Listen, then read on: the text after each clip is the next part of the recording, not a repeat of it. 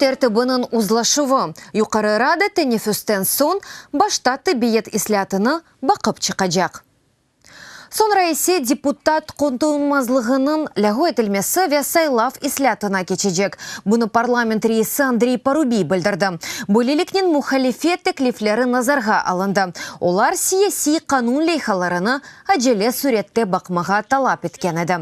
Қайдетмек керек ке президент Петро Порошенко юқары Радаға депутатлар иммунитетінің ләғу етілмесі қында қанун лейхаларыны көрсетті.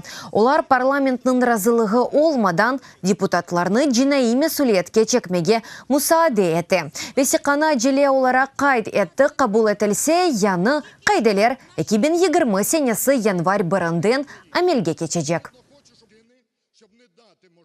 З трьох вимог сьогодні Верховна Рада України може перейти до виконання двох вимог.